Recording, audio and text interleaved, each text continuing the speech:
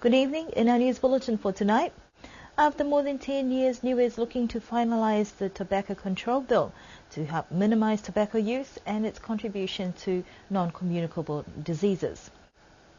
Niue Police have received some new equipment from the US Police Force. Education and agriculture experts motivate students and youth into horticulture. Niue's team is set to compete at the Commonwealth Youth Games in the Bahamas.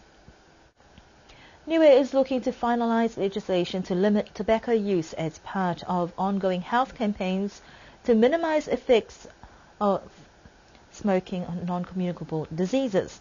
The Niue Health Department has been working with the Crown Law Division and the Customs Division to develop the tobacco control bill. Based on a health survey in 2011, it was revealed that there was a large increase of tobacco users in Niue. As part of the World Health Organization Tobacco-Free Initiative, Niue is trying to minimize the use of tobacco. And various community groups and key stakeholders have been part of a 2-day workshop at the scenic Matawai. So the main purpose of the workshop today is to have consultations with different sectors of government and community representatives on the proposed tobacco control bill for Niue. And the things that we're discussing are the proposed components are to help regulate and control tobacco because it is a substance that is harmful to health and to the people here in Niue, whether you're using tobacco directly or whether it's through secondhand smoke. And so we're looking at helping to strengthen the laws here in Niue. Actually, here in Niue, people are already socially very conscious. Like, I haven't seen anybody smoking indoors. I haven't seen people selling to minors. But putting it on paper will be very important because it becomes the national law. And so even though the local Niuean communities are already abiding by what's in most of the things that are in the law, it will help to make sure that any visitors to Niue will be aware of what we're doing to protect our people from tobacco use and secondhand smoke. So it'll also help us to prevent any kind of products that come in that are not following the law, like the labeling and the packaging, will prevent those kind of products from coming in. And it'll also prevent any kind of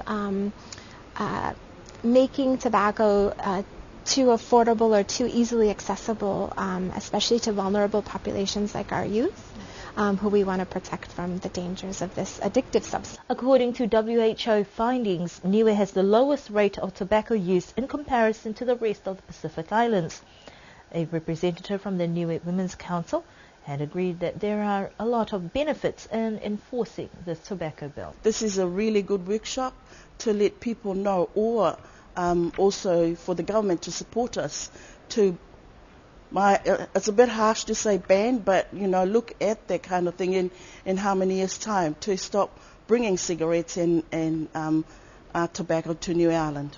Lots of things. You look at the non-communicable diseases out in the communities.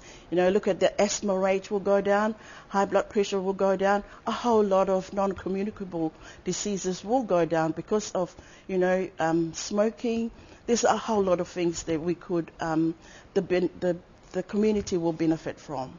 The tobacco control bill will limit the amount of tobacco being sold in retail stores, identify smoke-free areas, and also have provisions for the enforcement of fines.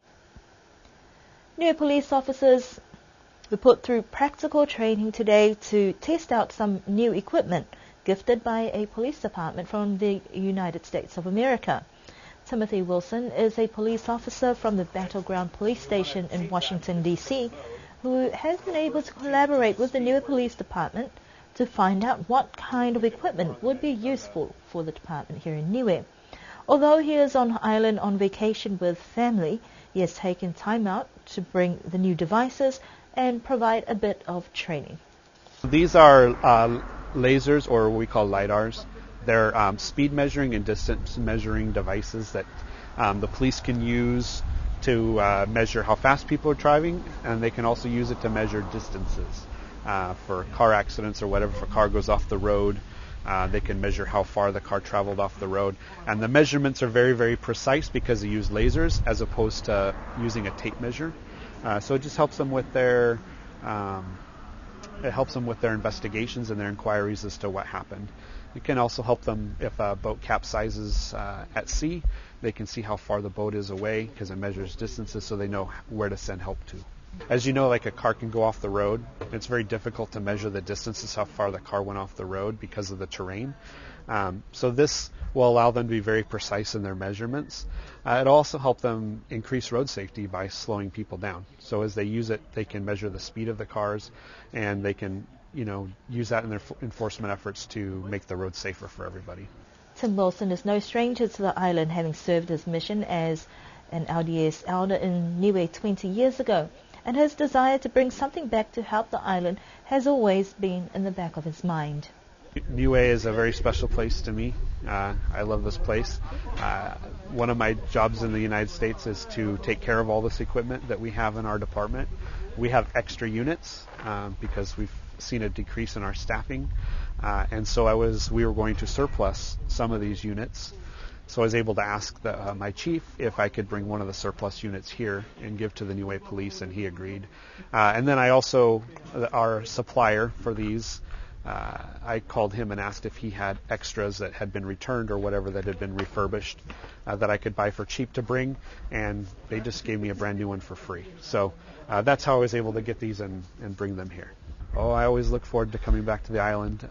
As far as collaboration, I don't know if there's something that I can help them with, then I'm obviously willing to help them with anything that they need that I'm able to help them with. The practical training session held today has been well received, and we spoke to one of the police officers to gauge what value it brought not only for capacity building, but benefits to their daily operations or investigation. Before, during any motor vehicle accidents, we use a measuring tape. With these devices, we've done 2 tests whether with the hands-on device, it was able to give us a distance, and when we used the measuring tape, it also gave us an accurate reading on so it's the same reading on the device. The expectation is that by learning how to use the equipment properly, the officers will be able to effectively use the devices for their work. An apparent lack of interest in agriculture has prompted the education and agriculture experts to look for ways to entice young people into farming. Over the years, there has been a decrease in interest from senior students at Niue High School in horticulture as one of the options at Niue High School. This week, 2 experts from Massey University are here to share their skills and try to motivate future growers with different methods of growing produce. 3 workshops actually, which are with the FAO funded program just to develop horticulture in Niue. So today's one with the students really is just to gather students from, I think, the 3 final years, so they've all had a different exposure to being taught horticulture, and get them interacting with people like myself who work in horticulture off the island. So it's been really good. The students have a real strong interest in growing food and understanding the plants and understanding how they grow them, and then we'll sort of support it with a little bit of practical time outside as well. So it's having a conversation they haven't had before, which is all of those sort of systems points for horticulture. The other is thinking outside the box a little bit and thinking about food crops that they wouldn't normally, get to talk about in a Niue sort of horticultural space, and just trying to understand the biology of plants and in their origins and all of those sort of aspects of horticulture. So it's looking at horticulture as a big picture rather than as an NCA focus. So trying to grow that relationship with the understanding of plants. This is the first of a series of workshops that will be conducted with youth and farmers on the island, and the desired outcome is to attract young people to work and have a career in farming. 4 young Niuean athletes are set to represent Niue at the 6th Commonwealth Youth Games that will be held in the Bahamas from the 19th to the 23rd of July.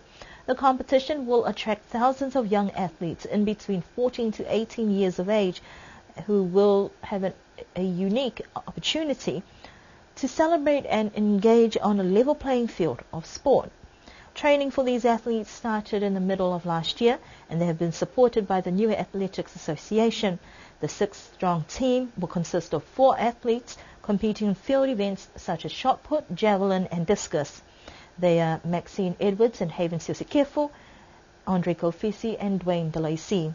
They will be accompanied by 2 officials, Carl Samupo and Sydney Louis Ikiwa, who will depart next week. And that concludes tonight's news bulletin. Don't forget that Niue High School has their sports day on early tomorrow morning, and all the best to those who will be competing in the Alofi South fishing competition on Saturday.